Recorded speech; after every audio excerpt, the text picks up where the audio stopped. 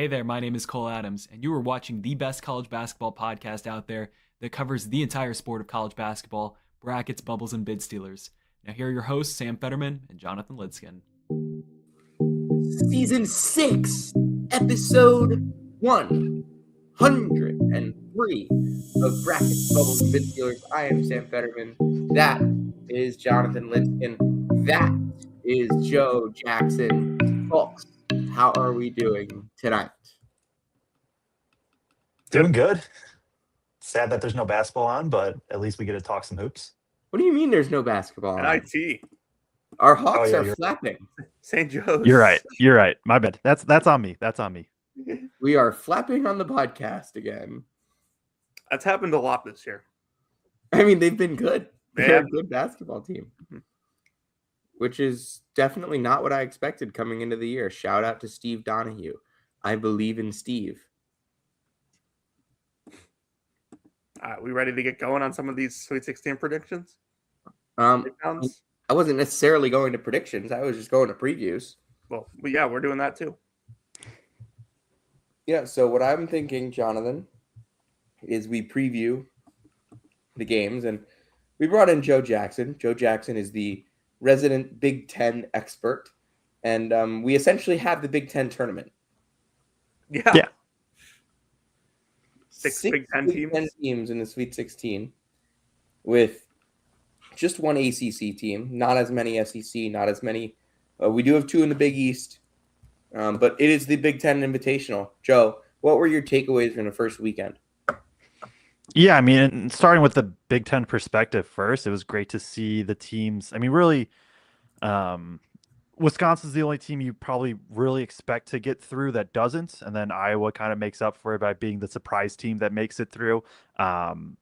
Nebraska fans were incredible. That game against Vanderbilt, the atmosphere, like that sounded like Pinnacle Bank Arena. But yeah, Purdue being able to take care of business, Michigan, Illinois, like everybody just kind of going through. But I thought it was, I know, like, right, no Cinderellas, not many upsets and all that. And some of the games definitely were bigger blowouts, but I thought there was still a lot of pretty fun basketball. I don't know. I could not tell you why, but honestly, that was the most fun first weekend I've had just watching the tournaments in, I don't know, 5, 6, 7 years, something like that. Again, I don't know why, but I just found myself being like, man, I'm just really, really enjoying this. So, yeah, I'm excited for these Sweet 16 matchups. Like, part of obviously with fewer upsets means that you're just going to get a lot of incredible teams playing each other in these matchups. I mean, you look through what Florida, Vandy, and Gonzaga are the only top 17 KenPom teams to not be in this round. Should be some really fun hoops. Yeah, echo everything you said. I don't know what happened to Sam there. His connection's been weird. He didn't like my takes. Jumped on. No, yeah, he hated it that much. But it was I totally agree with you. I think it was some of the most fun I've had watching the first weekend of the NCAA tournament in a long time. Miles better than last year for sure. And It's cool to see the Big Ten, after years of being, kind of the, everyone's going to go after the Big Ten for lack of March success. It's cool to see them get 6 teams into the Sweet 16 and have some March success. And, maybe it results in a national title here. I'm hoping it's gotta be this year. This doesn't have to be this year. I think the Big Ten's going to get one soon enough, but I put out the tweet before the tournament, the Final Four that I think would result in probably the highest ticket price in basketball history is still alive. Michigan, Illinois, Michigan State, Purdue with a Final Four in Indy.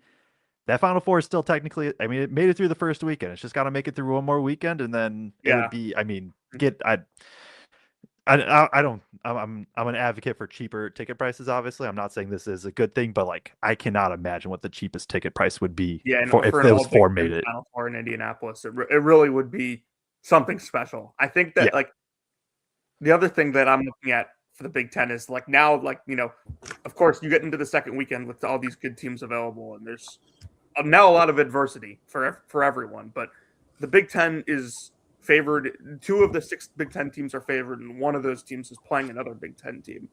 So somebody had to be favored in that game. So, now I think, this is impressive. The Big Ten gets 6 teams here. They can really establish themselves as like the best league in the country this year if they were to get 3-4 teams into the Elite Eight. Yeah, and I think it's very possible. Like I know we'll go through the individual matchups, I'm sure, and all that, but like Michigan is obviously going to be the favorite. Purdue's going to be the favorite. Like you said, we are living in a world where it is guaranteed that one of Nebraska or Iowa will be playing in the Elite Eight with a chance to go to the Final Four. And there's a chance that the Big Ten going into Saturday would be the Elite Eight game. There's a chance going into Saturday that the Big Ten is guaranteed a Final Four team if Illinois is able to knock off Houston too. So, Yeah. And then obviously Michigan State, like they looked really good the first weekends. Like you just never really want to count out an Izzo team, no matter how suspect on paper the team looks in the preseason. It's just kind of like, oh yeah, Izzo's going to do his thing, and now they're going to be competing again for another Elite Eight trip. Stop ranking Michigan State in the 40s in the preseason. Yeah, I need to do the same. I think I had him 6th or 7th preseason purely just of like, and obviously I ended up being low, but was just purely like, they're just gonna figure this out somehow. I don't know how it's gonna work, but it's just gonna happen. And I legitimately looked at their roster this offseason and was like, how is this team scoring? There was a couple of years, like early portal era, where they were not like the usual Michigan State. They got a 7 seed, they got an 11 seed, 7 seed, 7 seed, and 9 seed. Okay, but that 11 seed, they were 64th in Ken Palm. Like it's not like and they only got in the tournament because they beat Michigan at the end of the year. Yeah, exactly. Yeah, they beat Michigan at the end of the year.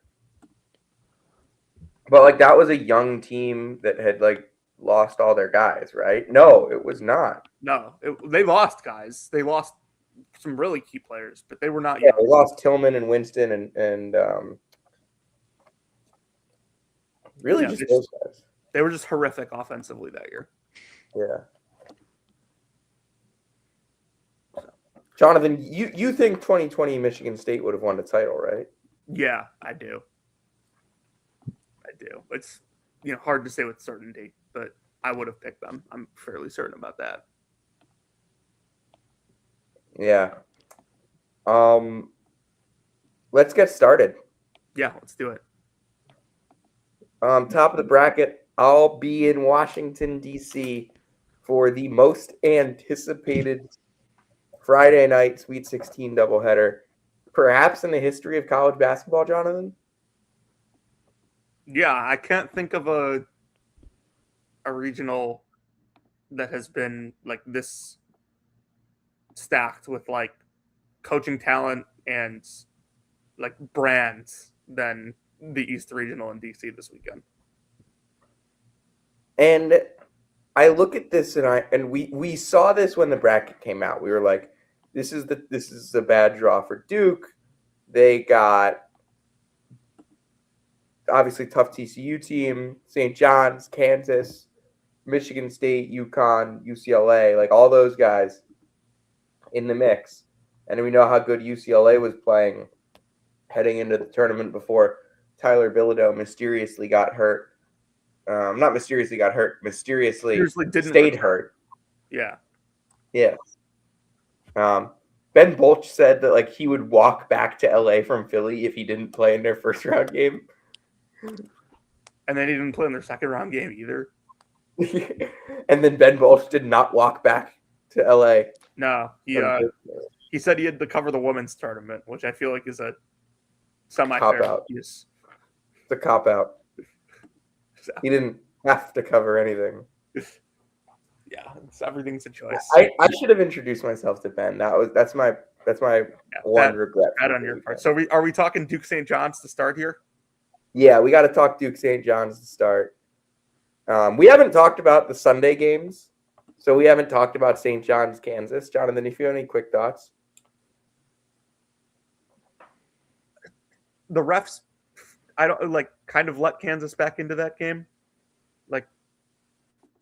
Weird fouls down the stretch. Watching that Kansas team all year was just so weird. Peterson would like even in this game would go like 4 possessions straight without getting the ball, and it was really strange to watch. But like Kansas started getting out in transition a little more in the second half, so I thought that aided their comeback. And I thought Kansas made the right call using their fouls, or at least using some of their fouls. But like you just have to play better defense than that in the final possession.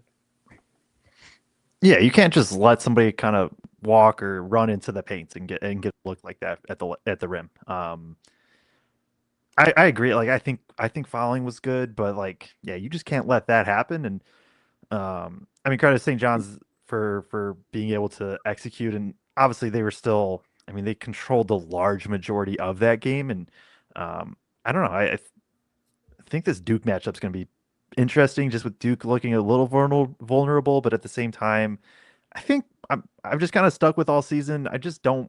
I'm never gonna bet against Cam Boozer. Like the dude just wins at basketball wherever he plays, whatever league, whatever team. It does like he just wins, and like he's just I don't know. It's hard for me to just even pick against them at all because they're just gonna kind of keep winning. I think, and I don't know. This matchup will be interesting, but it would be nice if Duke was able to put together like a full 40 minutes and not just barely beat a 16 seed and need a good second half to beat TCU, but that's kind of where we're at.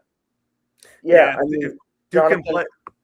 what I want to focus on to start is how well St. John's has been starting games recently. They went 8-0 runs, and they're on all 3 Big East tournament games to start. I think they were like 20-3 against Northern Iowa. They were 16-7 on a 13-1 run against Kansas. If that happens against Duke, how can the Blue Devils respond early? Well, Duke has, the better offense here, so I think it's going to be easier for them in the half court than it's going to be for St. John's in this game, especially if like Gungba isn't limited like he kind of was in the TCU game. I just think that like Duke will be much better prepared for like St. John's pressure than, and I'm probably sticking with St. John's, who I picked in my bracket in this, but I just think Duke's going to be much more prepared for their pressure than Kansas was. Like if you go watch, like Duke recently played another team that like picks up full and denies inbounds like St. John's does with Virginia, and like Duke had a like pretty good press break like to get it in against that, and so like obviously like that's something that like St. John's will see on film, but I think like Duke has better options to inbound. I just don't know if I fully trust like a freshman point guard and Caden Boozer operating against this kind of pressure.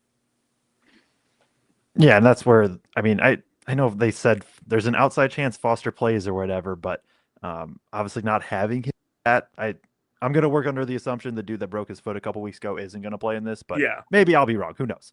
But that's where not having him is gonna be so big of right. It is gonna be a lot of Caden, even probably Cameron at times, probably just going to help bring the ball up and try to alleviate some of the pressure. You live with that. You probably don't necessarily love it.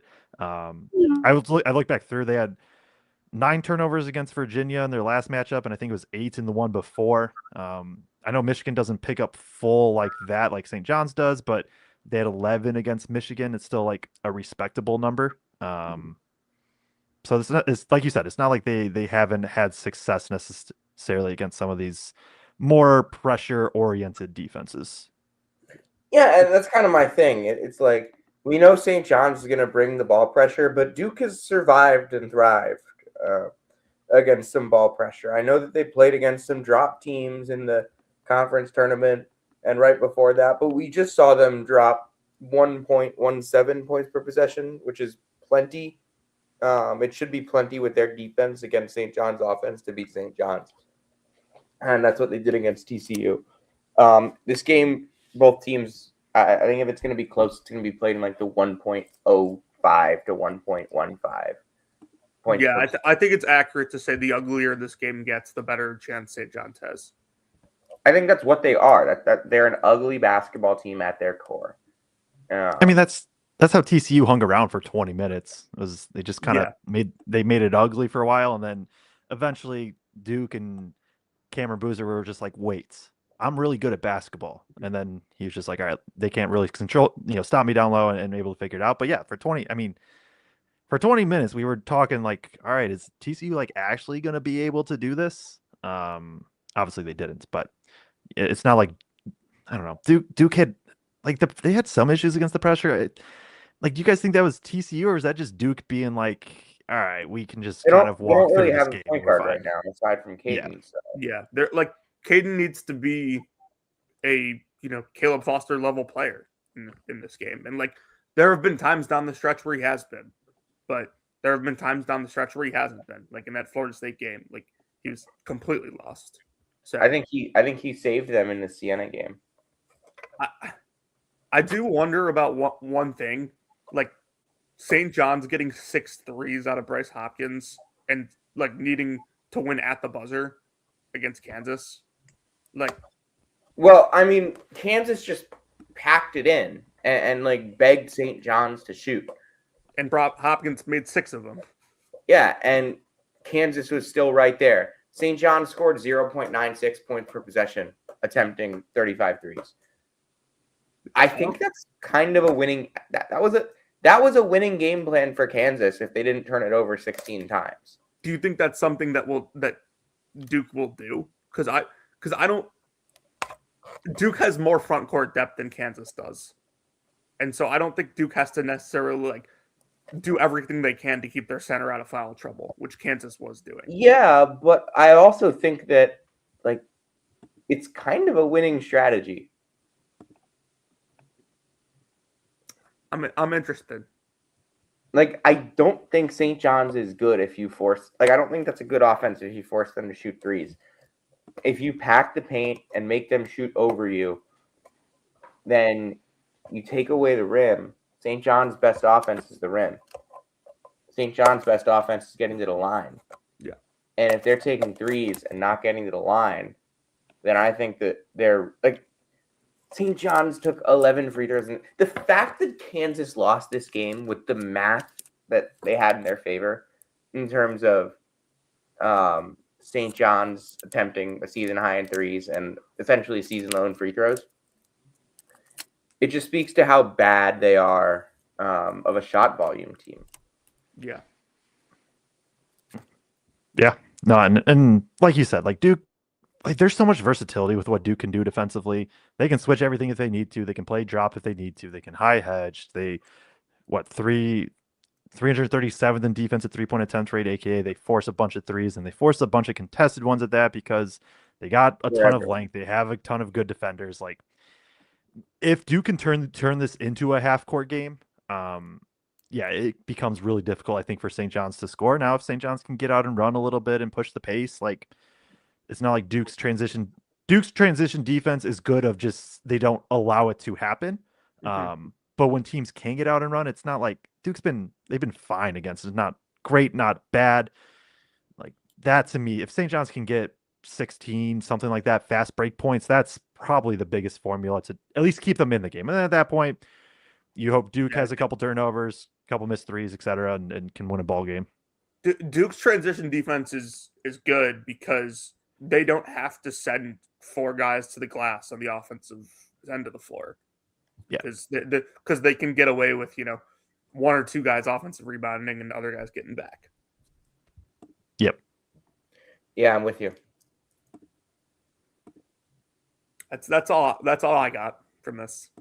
Yep. Anything else to add on the St. John's side of things? I don't think so.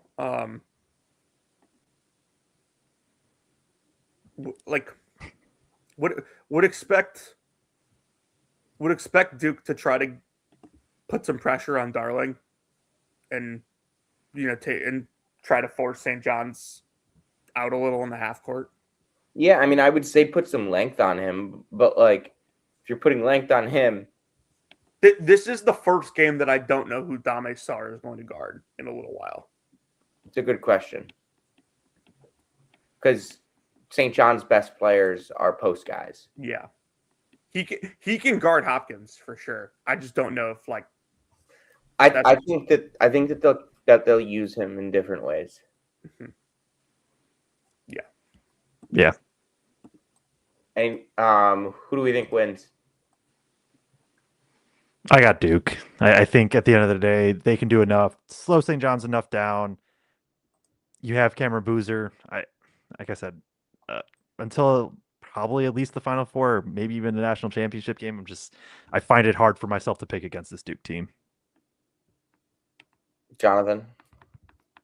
This is one of the only teams I was really worried about Duke playing without Caleb Foster, and so I picked St. John's, and I'll stick with that just because that is what I picked. But I think if Duke comes out and plays like they did in the last 10 minutes of that TCU game, like they should win. Mm-hmm. All right, Jonathan, you want to move down the bracket? Yeah, Michigan State, UConn. Let's do it. Joe, I'll give you the first crack. So right this out of all the matchups, this is probably the one I have like least feel on in terms of who I think really comes out on top. The rest of them, I'll be wrong on a lot, but like I at least have reasoning and understanding. There's some interesting things in this one. We know UConn obviously offensively, right? Ton of complex sets, ton of off-ball movements. Caravan started to get going again from 3 in these last 2 games. Michigan State is like bottom 10 in the country defensively in guarding like off-ball movement, essentially, like off-ball screening action and pin downs and stuff like that. And that's a large part of UConn's offense. And so when you get into this matchup, like that's something I'm really going to be keyed in on is like, how much help is Michigan State packing in the paints? Are they going to actually fly out on these shooters? Can Kohler guard Caravan? Can Caravan guard Kohler? Like, are they going to stay one-on-one in the post if Caravan's on Kohler? I don't know. There's a lot of, like I said, I think this is going to be a really, really close one. I think that it could go either way. Yeah, I don't know. Who's more likely to get a technical, Izzo or Hurley in this one? Hurley. I think Hurley. I agree with what you mentioned about the off-screen play, and I would add that in order for Michigan State to make shots, they need creation.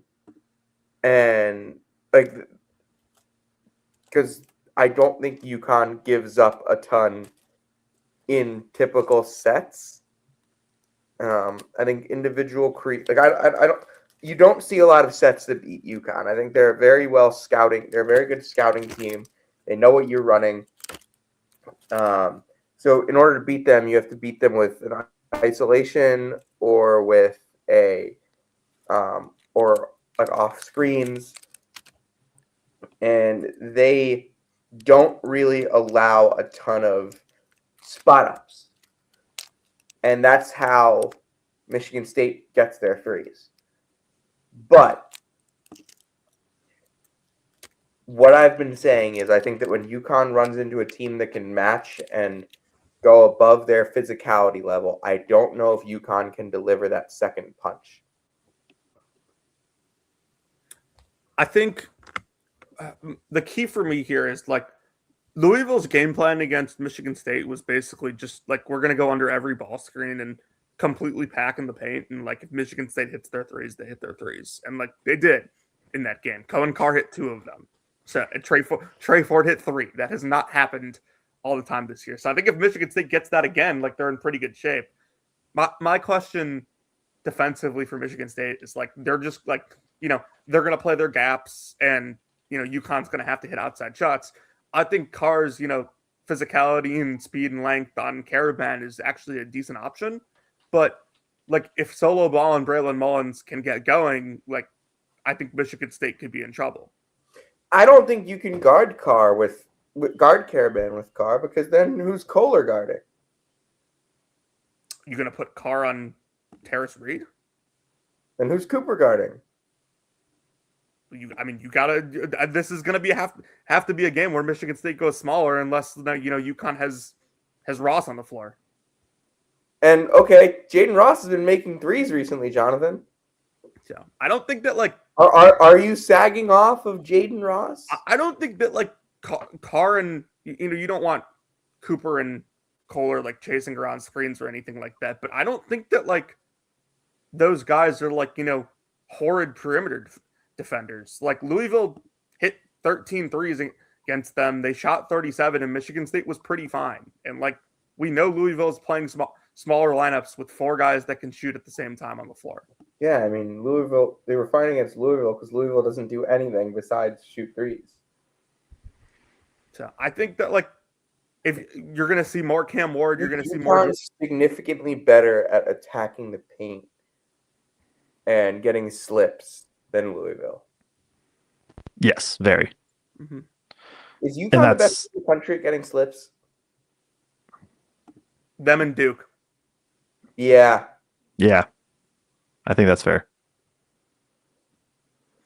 I think that like you're going to see more Scott, more Ward in this. Like maybe Michigan State kind of goes back to one big on the floor at a time.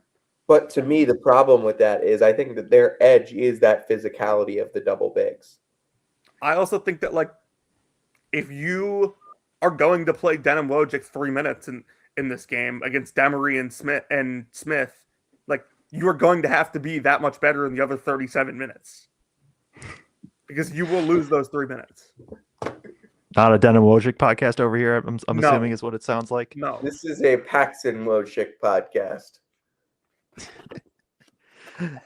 Yeah, I mean, with the double big in that, like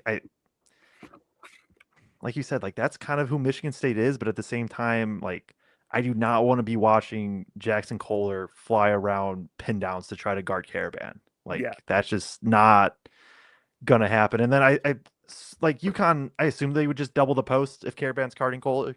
Like I assume because that would be the other side is Michigan State will just dump it down into him and post up a lot and try to work there. But I think, or maybe even, I mean, do they just, no, you don't, because Kohler can pop. I was gonna say, do you put Reed on Kohler and just because then you can live one-on-one in the post, but I don't know if that happens because Kohler can pick and pop and you don't really want Reed out there being able to do that.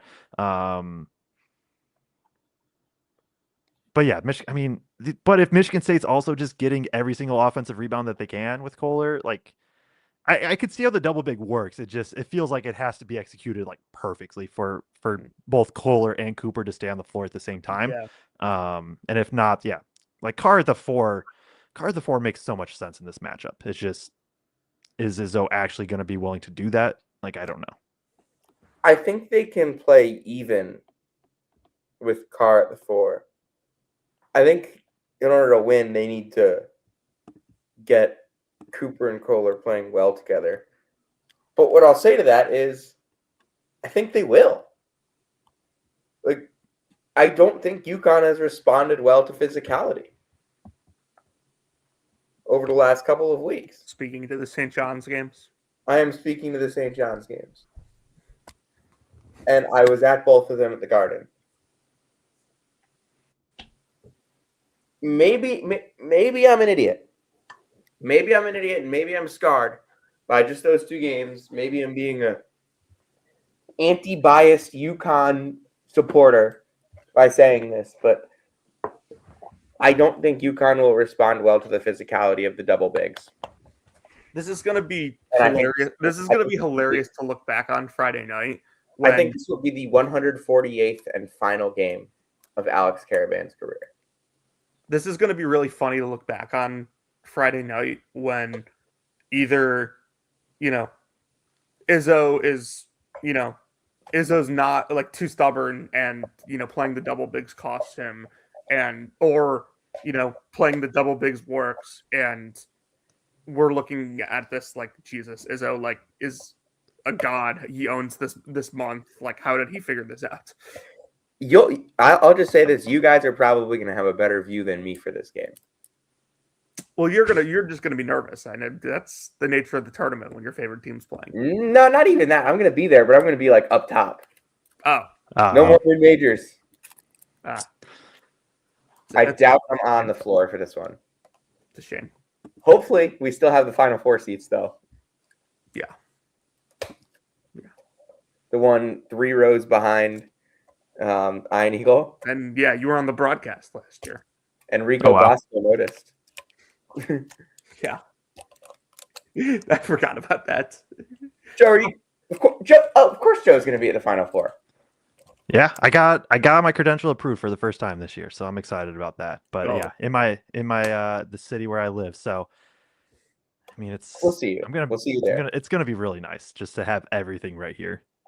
Oh, and we will see you in Indianapolis. Yes, we 100%. will have to do like a big group event of podcast guests. Yeah, for sure. I mean, I'm down. Yeah. Anyway, my point being, Jonathan, who do you think wins? I'll lean Michigan State. Don't love the matchup, but I do think Michigan State has been the more consistent and better team this year. I'm gonna go UConn. I don't love it. I think there's a lot of good points for Michigan State. I think it's a game where UConn is going to be able to knock down some threes. I think they're going to get enough interior defense to at least slow down Michigan State and fears and that, and somehow figure out a way to win.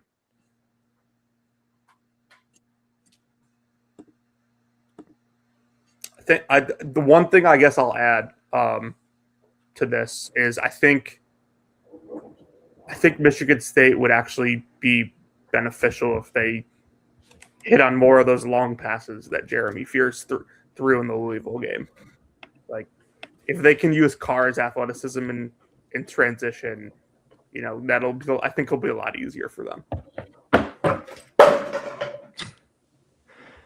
Fair. Everything good?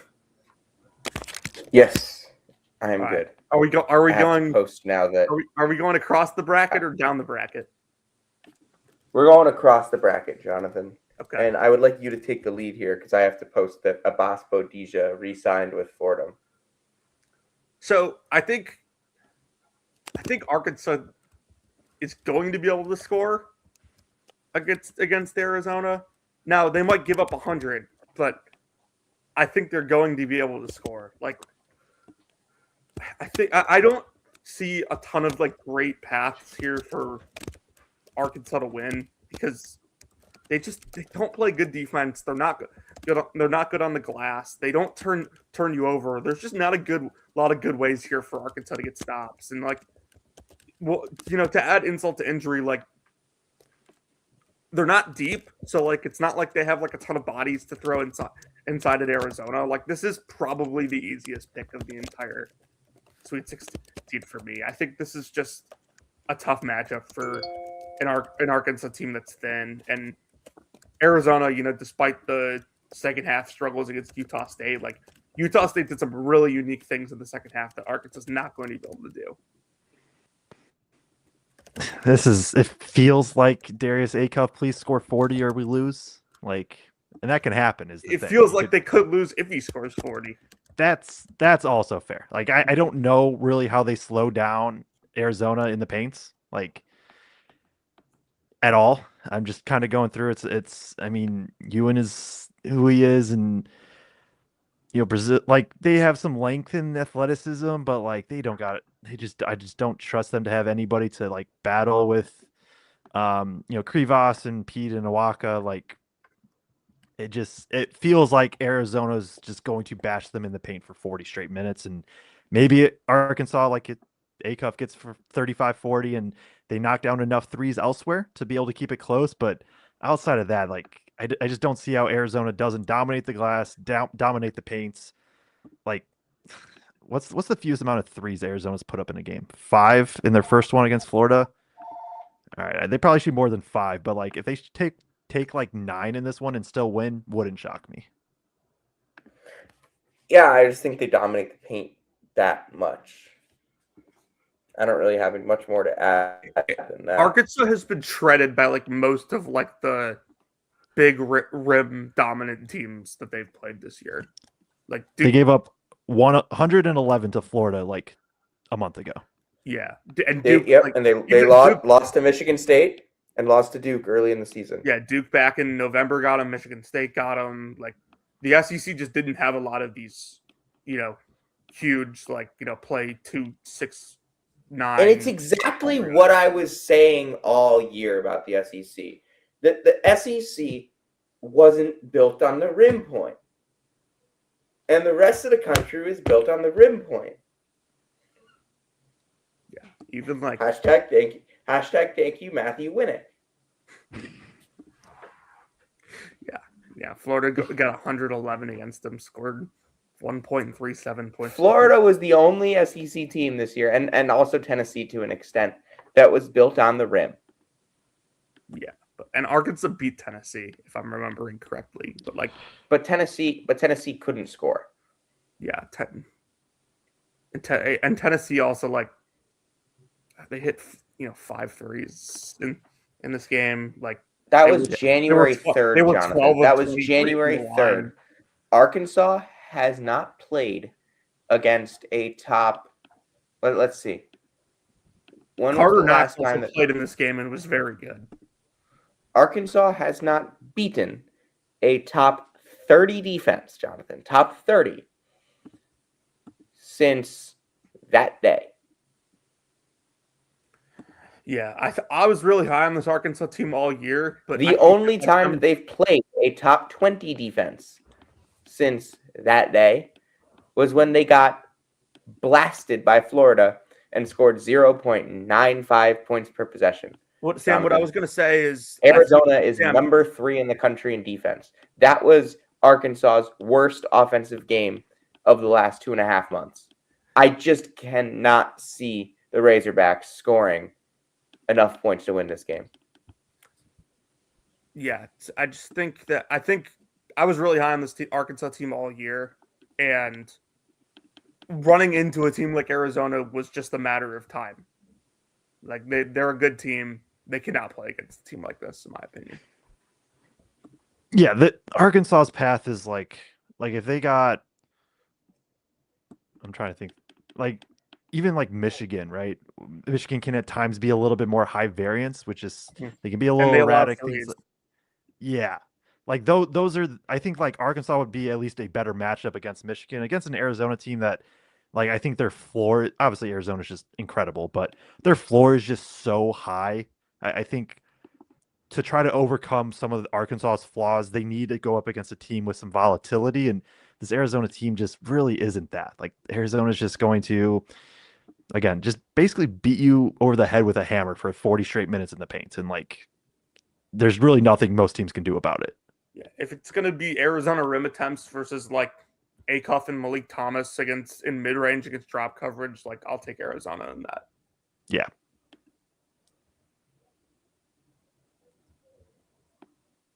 Anyone else have anything to add? No. No. Purdue, Texas. All right. Yeah, I'm good with that. Texas was kind of the other, rim team in the SEC, besides Tennessee and Florida. Yeah, on offense. Offensively. Defensively, they are not. Yeah, what do you like? Yeah, I mean, we should let Joe start with this. Yeah. Yeah, I can go ahead. I think if you were to draw up a high major defense, like a scheme that a team will run that Purdue can take advantage of, it is Texas's defense. Deep drop coverage, not a ton of help. Braden's just going to have all the time in the world to operate out a pick and roll. The middy's going to be there. The TKR short roll is going to be there. I think you could flip it too and be like, hey, Texas has 6'8" Dalen Swain and 6'5", Trayvon Mark, who can just operate out of isolation every time down the floor, and Purdue doesn't necessarily have the size to be able to defend them. I think there's a decent chance this one just can turn into a bit of a shootout, and it's going to be a bit of a shootout, but it's instead of threes or fast pace, it's just going to be which team misses more mid-range shots loses. It's just kind of what I feel like in this one.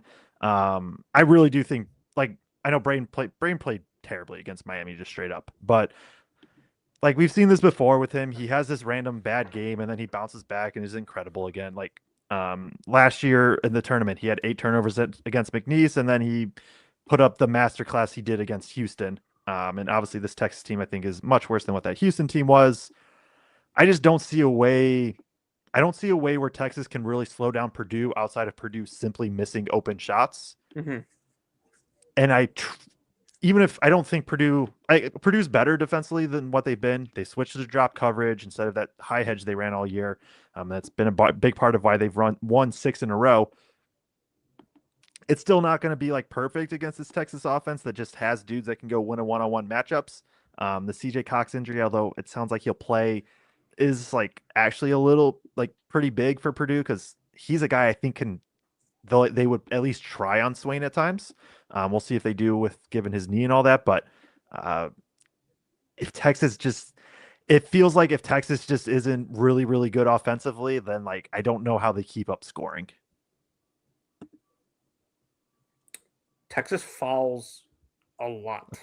A ton. And Purdue's not a team that like is going to get to the line a ton, but the one thing I have noticed with Texas this year is like when they win defensively, it's because like they try to get you to play the way that like they are playing, where it just turns into like a who's more physical contest, and Purdue won't turn a game into that. Like they're gonna move the ball, they're gonna run their stuff. Is CJ Cox like good? I mean, he says he's good. He says he's going to be fine.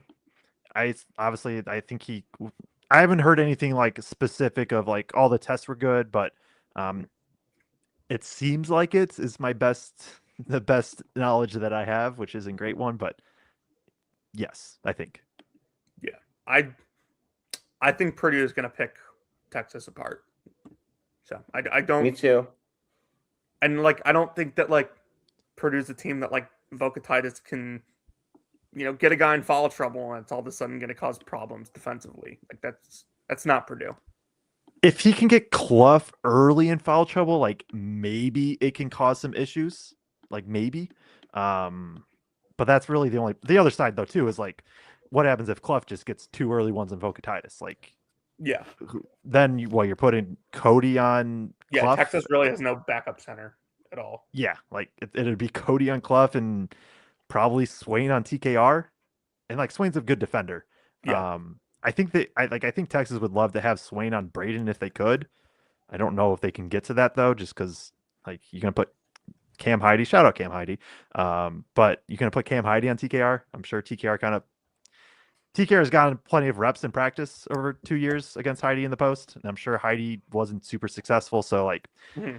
Right, you have this pick and roll game, and then at the end you can just be like, all right, here's TKR in the post. Like he's going to get the look that he wants. Now again, Purdue can randomly just miss all these shots, and if that happens, then Texas is going to find themselves in a ball game. But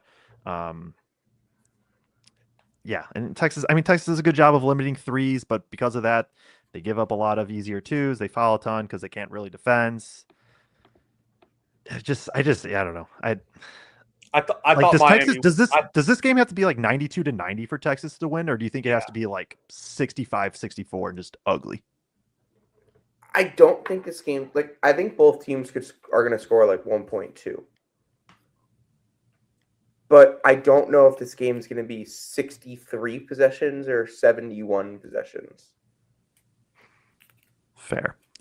I would lean. I think I trust Purdue more to control pace. They just for the most part, they just do it. Yeah. Yeah, I think the best teams the best teams play the game at their own pace. Yeah, the way it's fast is if both teams are just like 8 seconds into the shot clock are like, wow, we have a wide open look every single time. Like I'm just going to shoot this. But other than that, yeah, it's just going to be Purdue's just going to walk it up. They're going to run like 3 off-ball actions, and it's going to set up a Braden TKR pick and roll, and then Braden's going to fade away from 15 feet to knock it down, and then Swain's going to dribble the ball up for 18 seconds, eventually get an isolation, shoot a mid-range, he'll make, and then they just go back and forth for 40 minutes, and then at some point, Purdue will just make a few more, I think. There is a chance Swain goes for like 40. I will put that out there. Swain could just go nuts in this one. I don't think Purdue has like a single body they love to put on him one-on-one, but no. I think schematically they'll be able to show enough help to make it a little like at least life a little bit tough, but like there is Swain put up 34 against Mississippi State. Looks like his high. Like, there's a chance he could break that. It's not out of the realm of possibilities. The other thing about that is like Texas just does have like a lot of like my turn, your turn, like kind of players because like Mark needs to get his shots, Pope needs to get his shots, like Vokatitis will get his touches. Swain is like their primary like perimeter creator, but it's not, so much in a sense of like, we're running offense through him. Yeah, I think that's fair. All right, Jonathan, you want to move on? Yeah, we can go down to the Midwest.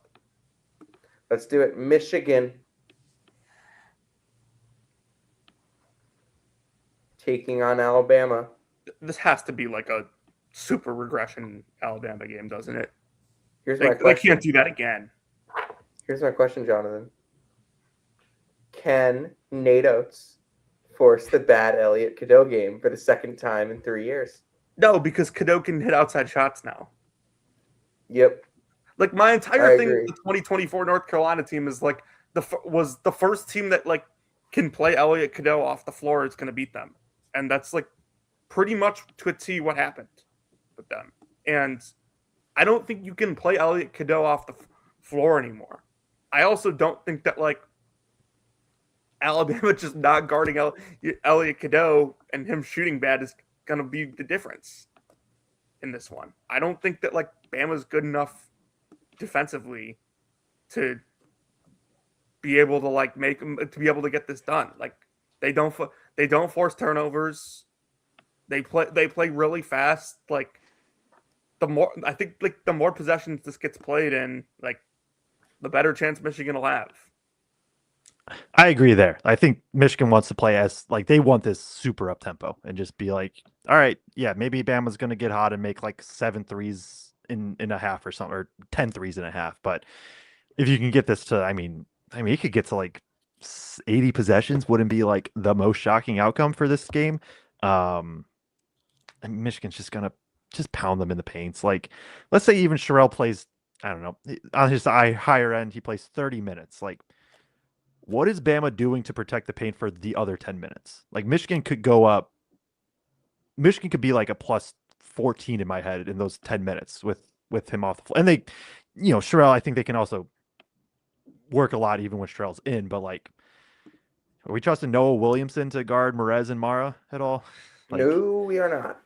And so that's to me where it just comes down to, as long as Michigan doesn't have, and I've talked about this all year with Michigan, it's like they just have these random games where they're just spacey. Like they just kind of are like, all right, yeah, we're going to play some hoops, I guess. And they have random turnovers and they somehow let teams out rebound them, even though that shouldn't be physically possible. And they miss some threes. Like there's always that outcome that is very possible. But to me, it feels like Bama has to hit 18 threes or Michigan has one of these random weird games. And outside of that, like Michigan wins most other scenarios. Yeah, I think that like Bama's only real thing defensively that they do well is like they're a decent like 2-point defense. And part of that is Sherrell, who I don't think that like he can be a huge factor against Michigan's front line, but is a good player and has played well. Mm-hmm. And the other thing is like, Bama does play like math ball defensively too, and they don't allow you to get rim. Like they force you to take mid-range twos as well. But like I think Michigan's like too smart to like make that like their primary offense, like just because it's open, like you take it kind of thing. Like I think Michigan understands that like they have the size advantage here, they have the physicality advantage, and like we can get an easy shot or a good shot every time down if we want to.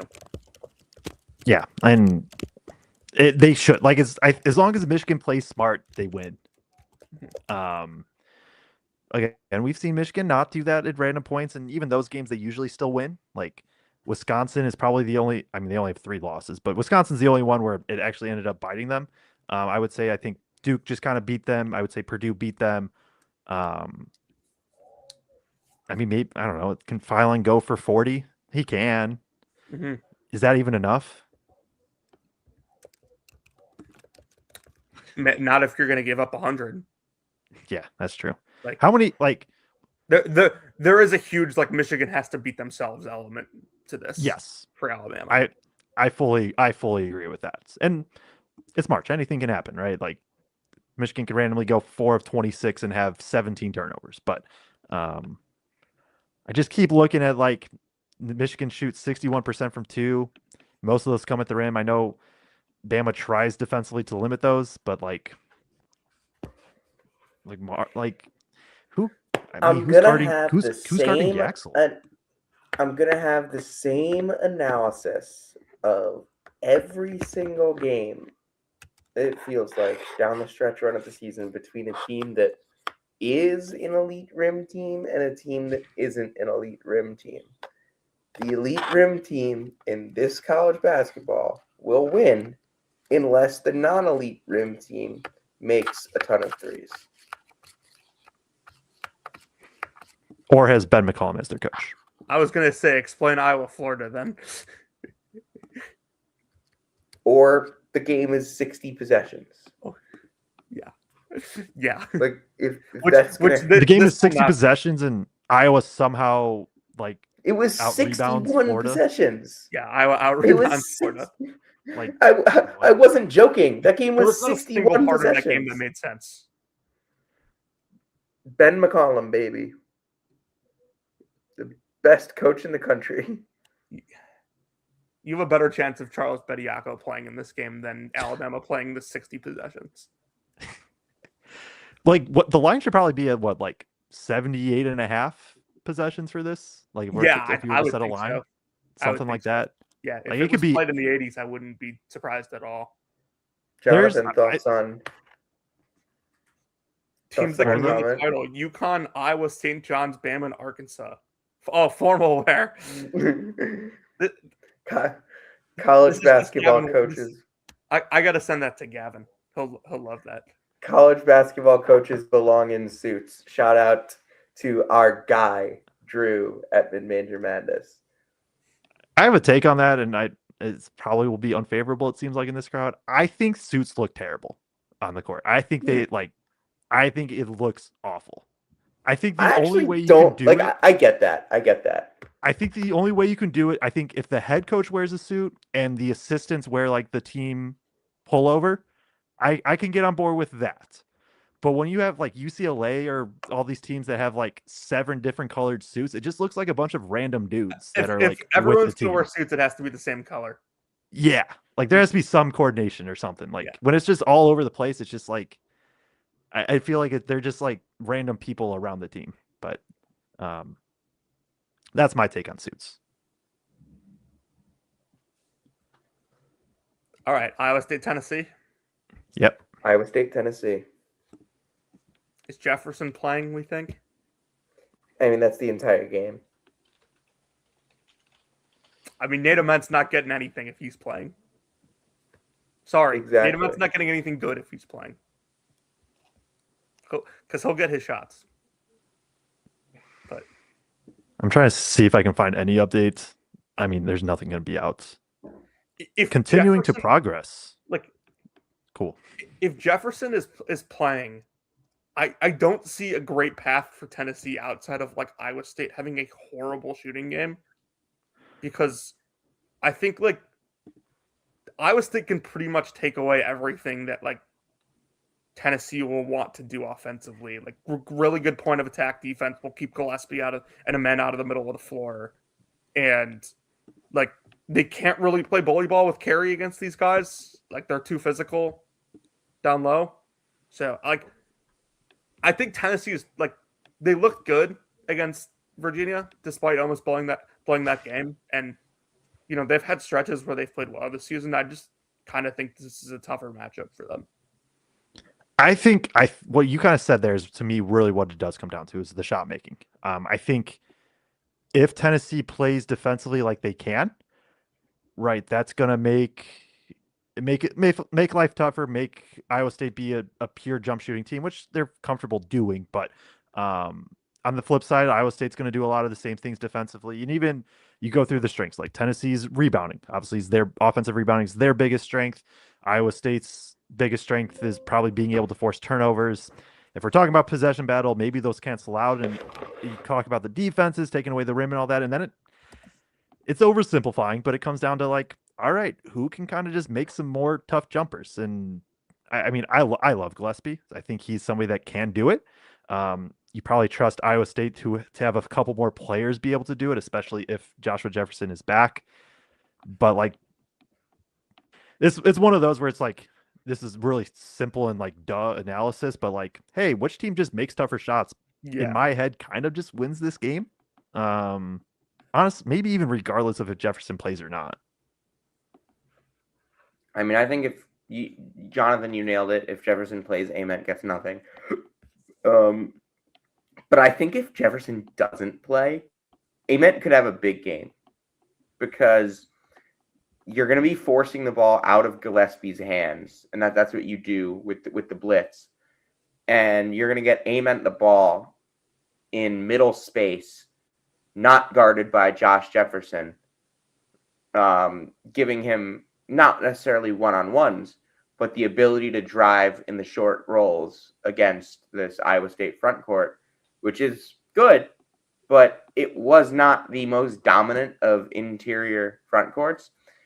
And especially if Bishop Boswell makes 4 threes again, Tennessee wins. And I think Bishop Boswell, if Jefferson doesn't play, will absolutely get the opportunity to knock down 4 open ones. Because Iowa State, when they blitz and they can get that ball to the middle of the court, which I think Tennessee can do against the blitz, I think they'll be able to find shooters on the perimeter. And I do think that Tennessee is suited to win this game if Boswell can hit a couple of those shots. And I think they're suited to win a couple of these games if Ament can get anything going off of the dribble. So if Jefferson doesn't play, give me Tennessee. If Jefferson does play, give me Iowa State. I'll take Iowa State either way because I think that if Jefferson doesn't play, what I kind of think Iowa State's going to do on Ament is just they'll guard him with maybe one of their guards and just kind of face guard him, and like when he catches, like the second he puts it on the floor, they'll just like swarm into gaps. I think that like might be the plan if Jefferson plays anyway. But I actually really like that. There were a couple games I watched of Ament in high school where like a team would put a smaller guy on him, and like the quickness and ball pressure would bother him a little bit, and like he just couldn't get very far on the drive. I'm going back and forth on this one. Give me Tennessee. Jacoby Gillespie masterclass. I don't know how he does it. He figures it out, goes for like 30, hits enough shots, and they dominate the glass, and they just figure out a way to advance to the Elite Eight where I don't know if I like their odds against Michigan, but we would see that at least. Yeah, Gillespie definitely makes it easier for them to handle that ball pressure than like say Kentucky did. Yeah, with no point guard. Yeah. All right, Big Ten West basketball. Yes, Big Ten West basketball, Jonathan. Let's go to the Big Ten, man. They really should just like punt the basketball once to each end to start the game. Yeah. Going. I will be standing and saluting my television if they do that. Is this a Sunday game or a Friday? No, game? It's Friday, 7:30 Eastern. Friday? No, Thursday. Sorry, this is Thursday. Yeah, Thursday. Oh, I might be driving. I might be on the train when this happens. I made the dumb decision to go out to dinner on Thursday night. These two teams split, right? When they played and both games were close. Yeah, both teams won at home. Iowa won the first one in an absolute rock fight. And there's part of me that's hoping we see that again. They won 59-54. Nebraska won the second one, 84-75 in overtime. They also blew like a 10-point lead with 3 minutes left. I watched both games back today. Really, just really fun coaches. I think still workshopping the take, but I guess I'm putting it out there. Like, if you were to just create random roster or, put together college basketball competitive roster, players A, B, C, D, all the way through. Mm-hmm. in the Big Ten, I think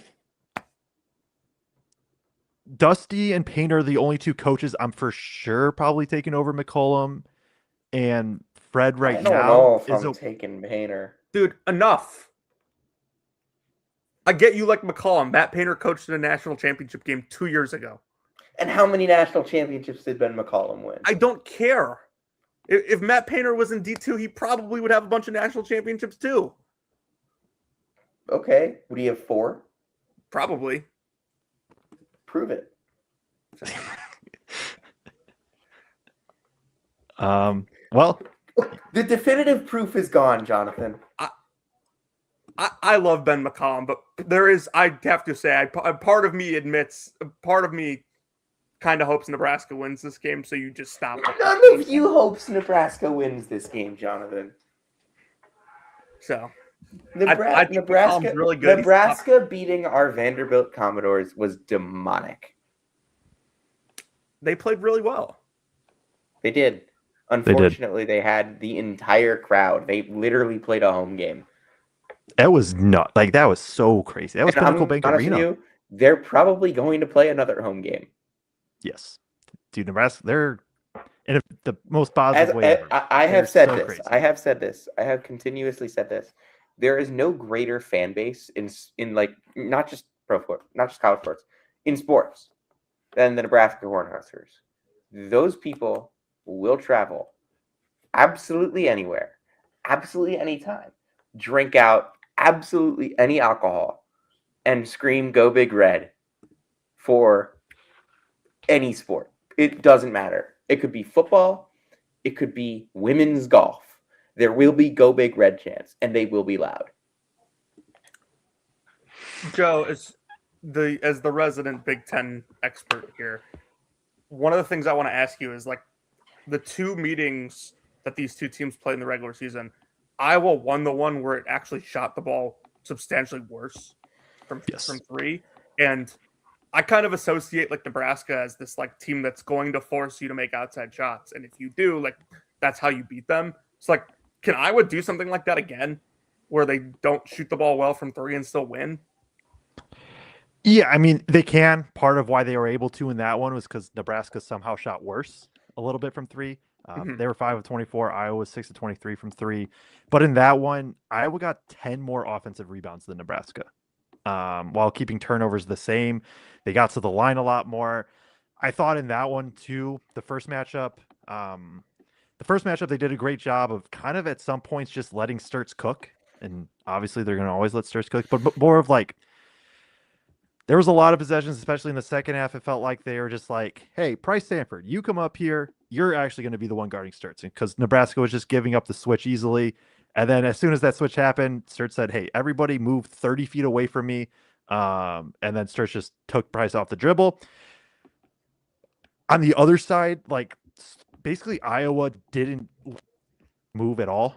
Just put Sturts on them, and they said not helping at all. And I think Nebraska, they just, in that first game, they couldn't quite figure out how to go about that. Now in the second matchup, they did a much better job, because it was the same thing. Sturts on Sanford, not giving him any space off ball. So what Nebraska did is like they'd set some flex screens for him to be able to get some post ups. He got a couple good assists kicking out from there. Also ran him off some like staggered pin downs where Iowa messes up their switching. It's an easy kind of slip and cut to the rim in some big spots. So I know I'm getting a little bit off track from what the original question was, but there's just a lot of good stuff that could happen. Like, these are 2 really good coaches. They're going to have a lot of good adjustments. They've played 85 minutes against each other now this season already. Yeah, like Iowa is very comfortable getting it out of the mud if it needs to in this game, I think, specifically against this Nebraska team. It just comes down to like having enough physicality, I think, on defense to also make Nebraska be uncomfortable, which they did in the first one, maybe not as much in the second one. And then in the second one, Iowa had 19 turnovers. They turned the ball over on 25% of their possessions. That's going to hurt. So I'm so looking forward to this game. I'm really upset that it's happening at the same time as the Purdue game. The one thing It I feels think like we a slight haven't mentioned specifically at me. Yeah. The one thing I think we haven't mentioned is, Iowa didn't really get like regen Alvaro Vulgaris in either of those games against Nebraska. And so like what happens if he plays like He did in the first weekend again. Yeah, I mean, he's somebody that like is kind of built, at least on paper, to be able to beat this Nebraska defense, where Nebraska's going to high hedge. They give up that short roll. Fulgaris can be great from there, where he can facilitate, he can catch, That's he can shoot, he exactly can what drive. made him all. That's what made him all this money. That's what he was unbelievable at Robert Morris. Yeah, exactly. And it just hasn't quite been there for most of the season for some reason. But if he plays like he did in the first weekend, it's like he is somebody that definitely can just really get going against this defense. And it's not necessarily that he was going to put up 20, but he could end with, 5 assists or something like that. One of the most underrated playmakers in the country, just in terms of what he can do, really in any spot. Yeah, I think that's fair. I mean, I think you could also say that like they just don't give him the ball.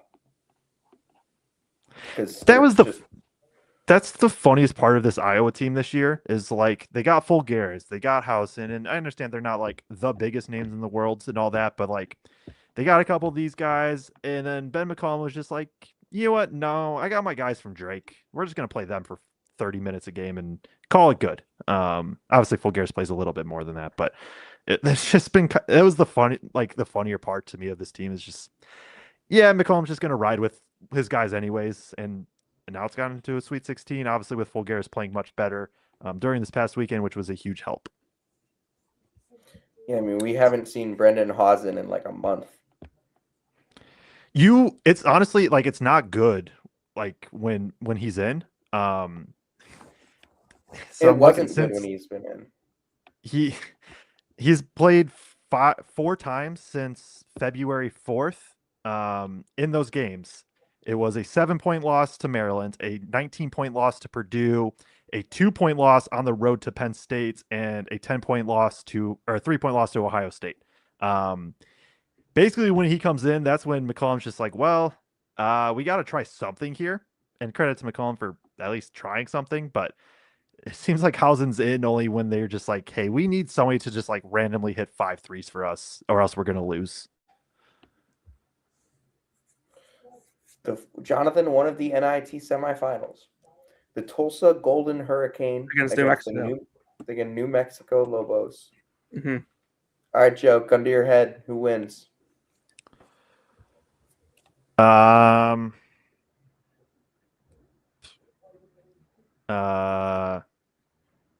Give me Tulsa. New Mexico. Oh, I was asking about Iowa, Nebraska. Oh, I thought you were talking about that NIT. That was just an interesting pivot. Yeah. So. Nebraska. I'm gonna go Nebraska. I think I liked what I saw with what they were able to do with that second game against Iowa. I think it's a bit more replicable than what Iowa did in the first one. But again, like it could be another Ben McCollum coaching masterclass. I don't know. You have probably a home game for Nebraska. Give me Nebraska. Give me Iowa. My heart says Iowa. My head says Nebraska. I'm gonna listen to my head here and take Nebraska. I'm gonna take Iowa. I'm gonna do it. I'm gonna ride with Ben McCollum. Do you think he went to the Final Four? No. Okay. Totally respectful. Do you think Jonathan, if Ben McCollum gets this team to the Final Four, I'm putting him in my top 5, and there's nothing you can do that. If you can do that, there's nothing you can do. I will also do that if he gets to the Final Four. So that Iowa, that was like when I was ready to put Amir in my top 5 2 years ago. Yeah. Iowa Except Purdue there's actually national proof of championship concept sounds here. like what Sam wants. Painter versus Ben McCollum in the championship. No, I still want a UConn national championship. If it wouldn't also just be that like McCollum gets Iowa to the Final Four in year 1. It would be that like he knocks out Todd Golden, Fred Hoiberg, and like Calvin Sampson or Brad Underwood while doing it. Yeah, which is like, quite an impressive run. Fred Hoiberg, was he in your top 50 last year, Jonathan?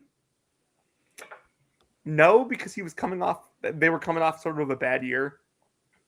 I feel like we have too much volatility in the top 50. I try to stay.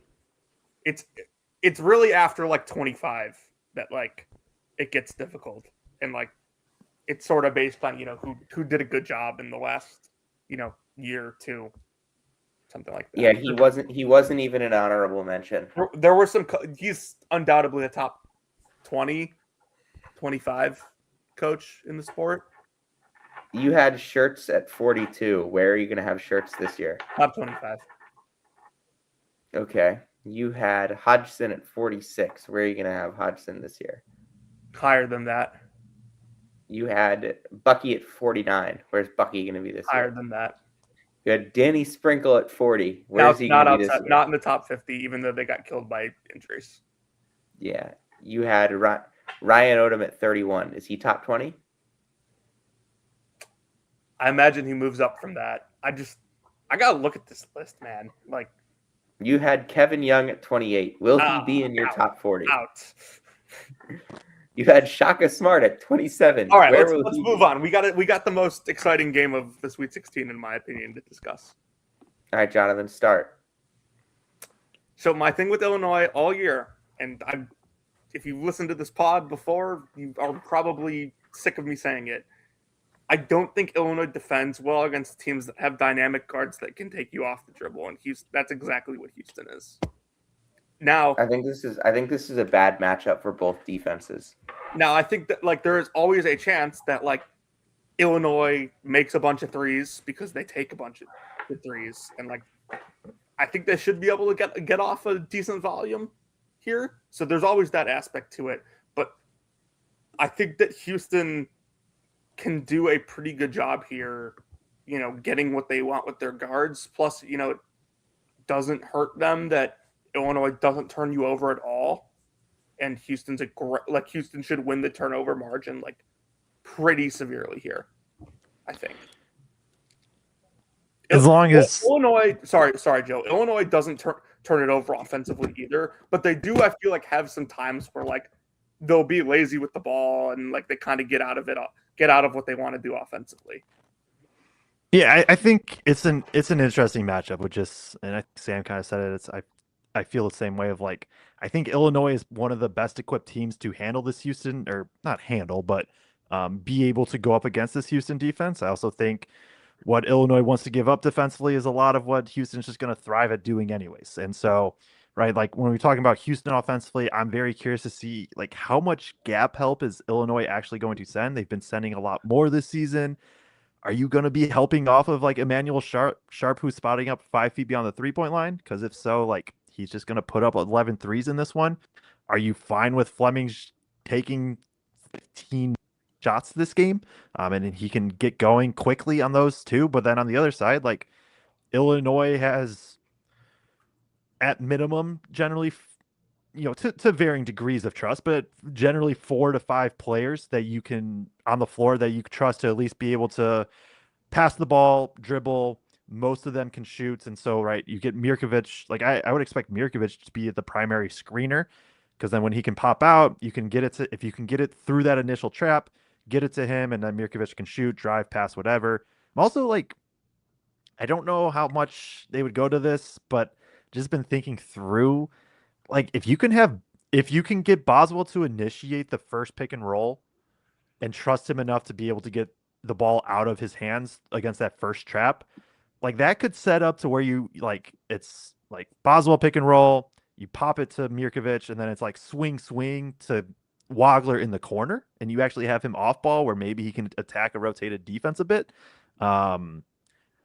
This should be the most fun Sweet 16 game, I think. Mm-hmm. I think that this is going to be like a big time matchup. I'm very, very curious to see kind of what specifically. I think it's Houston's going to be Houston. I think it's how does Illinois adjust to what Houston does. What is like the closest defense that Illinois has played this year to Houston? Tennessee? Yeah, it's actually funny because I was doing a podcast with Christian Oj Hoops, friend of the program, and he kind of asked me the same thing. He was just like, who has applied this much pressure? Like Iowa sort of applies a bunch of pressure, but they do it in a different way. Tennessee, they really just haven't. Like the simple answer is they really just, for the most part, haven't. There's really no. There's very few teams in the entire country like this Houston defense, and like it's we talk about unique teams always the week the tournament starts, and like how hard they are to prepare for when you haven't seen a team all year, and like usually it's teams that play zone, teams that want to play fast and play math ball and get up a bunch of threes, and playing those teams on a one-day scout is tough. It's what's weird about Houston to me, or what's unique about Houston, is like hard hedging isn't like special, but like hard hedging with the personnel that they have and doing it as consistently as that they do it is like unheard of right now in this sport. Yeah, and that's it's just why Samson just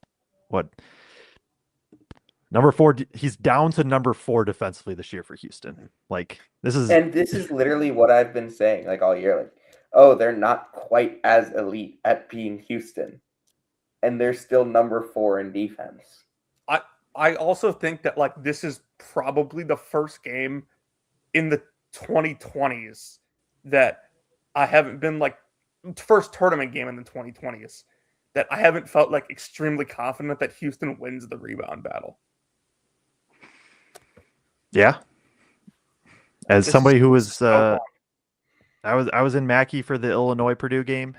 Illinois, I mean, obviously Wagler went nuts, but Illinois just basically got whatever rebound they wanted. And obviously Purdue is a much different rebounding team than Houston, but it's crazy how hard Illinois crashes at their size. Yeah. Mm-hmm. All right, Jonathan. Anything else? The last thing I will add, because we haven't mentioned it, is the home crowd.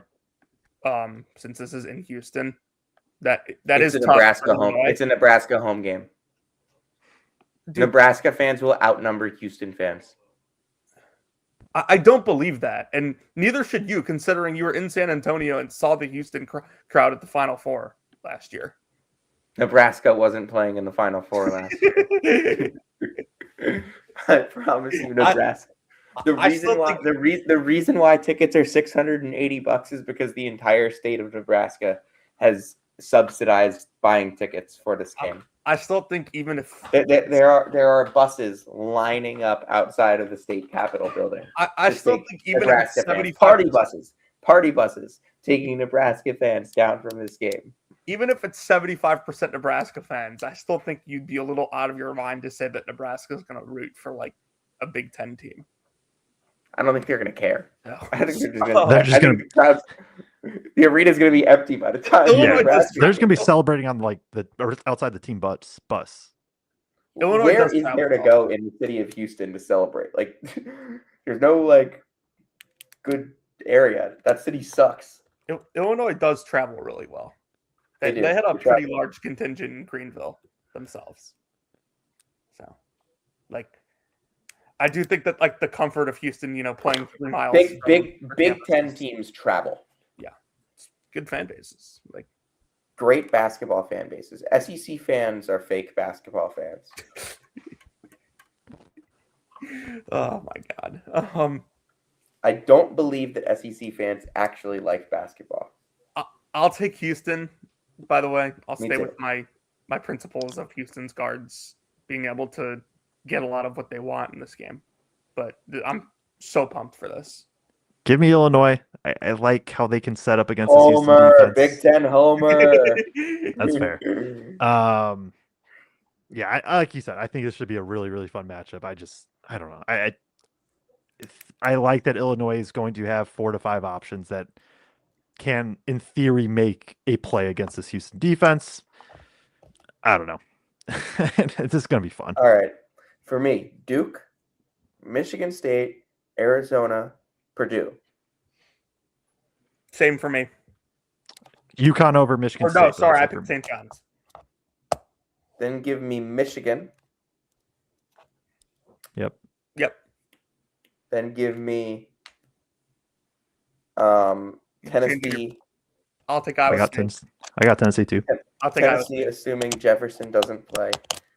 And then give me Iowa and give me Houston. And I got Nebraska and Illinois. Nebraska and Houston. Yeah. I'll take Nebraska, Houston. Saturday morning, we will be back, Jonathan, Yeah. with a recap of the Sweet 16 and a preview of the Elite Eight. Yeah, let's do it. Joe, do you have any thoughts on the biggest news of the night? I can't tell if you just have something random like waiting that you're gonna throw out there. That's or what if I you- was thinking too. Yeah, like I was trying to think of the most random thing that happened, or else you're gonna talk about. Was it a legitimate question about Hubert Davis, or did we have something else planned? It was a legitimate question about Hubert Davis, but now that you mention it, I am asking whether you think Abbas Bodisha's return to Fordham is going to catapult them to the next level of the A10. I'll get back to you on that one. I'll get back to you on that one. Not necessarily my expertise. They need Rohrback too. They need guards, man. They need guards. Davis, I think it was obviously time. Like it had to happen. I don't know exactly who they'll go through, and obviously, I'm sure like everybody else, we've seen like 15 names be thrown out. Do you guys think there's any chance McCollum goes?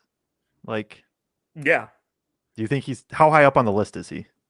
And does it depend on if he wins? I don't think he's your first call, but I think he's in. I mean, if he takes Iowa to the Final Four, I think he gets the job. I think if you're not getting Billy Donovan or like Todd Golden, he's in that next tier of coaches. My first call is Todd Golden. I think I agree with that. I don't know if I would like Nate Oates more than Ben McCollum. I can get behind that. I don't know if I would like Nate Oates more than TJ Otzelberger.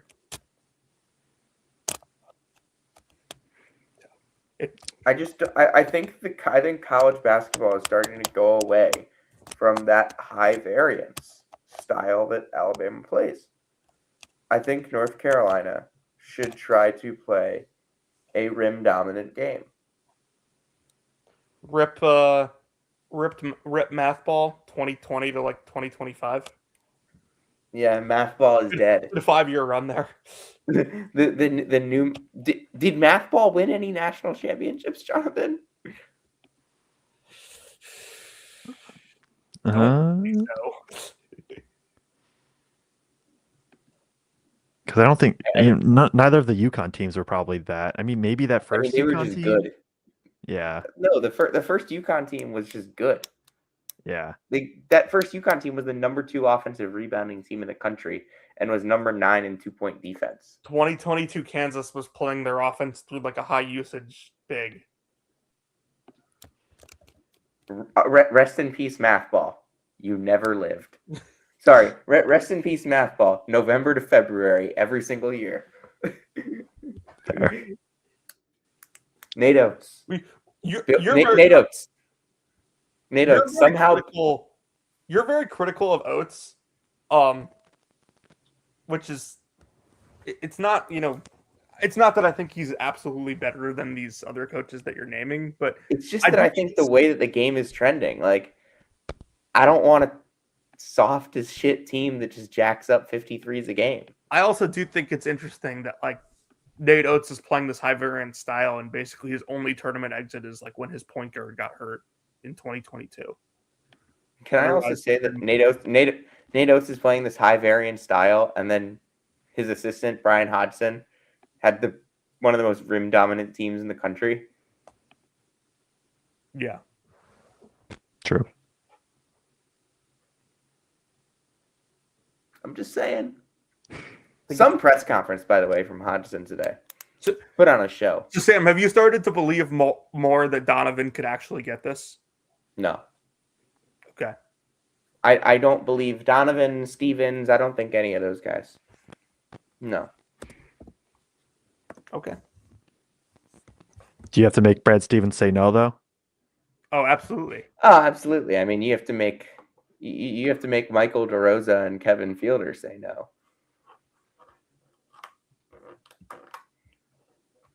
This could be a huge chain reaction. Oh, I'm Especially- hoping it's a ginormous chain reaction. Because, Wes Miller, come on down. It's not just that Bama's going to or UNC's going to poach a sitting high major. It's that like the program that they're poaching from probably will also poach a sitting high major. Yeah.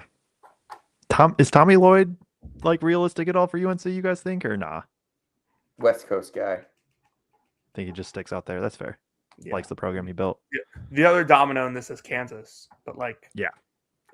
unless Jock you really buy that like Jock Vaughn is the head coach in waiting, which like I the do. way that these last 4 I know he's only been there for 2 years, but like the way these last 4 years have gone for Kansas, I don't believe that like internal should be the auto play for Kansas. Would you rather have him or Ben McCollum? Ben McCollum. 100%. Yeah. I just think that like the knee jerk. Would you rather, Joe? You could play the Would you rather have him or Ben McCollum game with me, with like every coach in the country except for like 6 or 7, and I would say Ben McCollum. My knee jerk reaction for And Kansas, one of those coaches might be Jim Crutchfield. my knee jerk reaction for Kansas was, you're not bringing in a former NBA head coach to be an assistant for no reason. Like that was my reaction when they hired Vaughn. And now that doesn't make it the right hire, but that was where my brain went. Fair.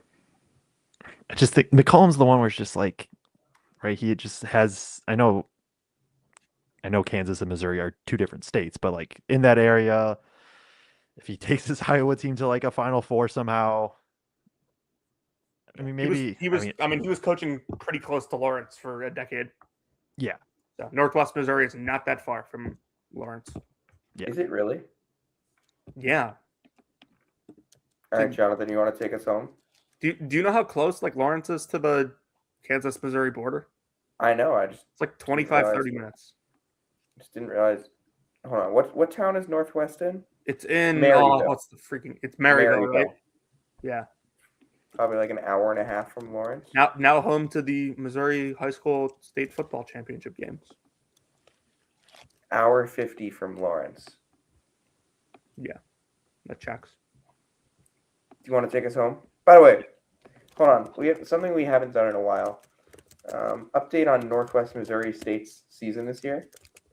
Weren't they like Let's bad? They were bad last year. Jonathan, they went 15-16. This was the best program in the country for a decade and a half. Last year they went 6-22. I mean, I guess to be fair, Ben took all of their players. That he did, yeah. Yeah, I mean, Mitch Mascari like had a job already that he had to like leave to go play another year. The coach is Matt Keeley. Don't think he's getting a D1 job anytime soon. How excited were the other coaches in that conference, or even just D2 in general, when they saw the call? Took the Drake job. Like that had to be one of the best days as a coach. The funniest part about it was the funniest part about it was Missouri State could have had him and like hired Conzo Martin instead. You know who the happiest man in the country was about that? Who? Brett Ballard. Is he like another coach in his conference? He's the Washburn coach. Okay. The 2 year he never finished higher than second in the league. He has won it back to back and made back to back Final Fours. Yeah, that's awesome. Yeah. That's all right, Jonathan. You want to take us home? By the way, Brett Ballard should be a Division I coach. We'll have to do some research into him now. If you came to hear about Tyler Self and where he's working, you came to the right place. If you came to hear about party buses from Nebraska going down to Houston, you came to the right place. And if you came to hear about the latest happenings with Caleb Grill, you came to the right place. This has been Season 6, Episode 103 of Brackets, Bubbles, and Bid Stealers. And we'll see you next time.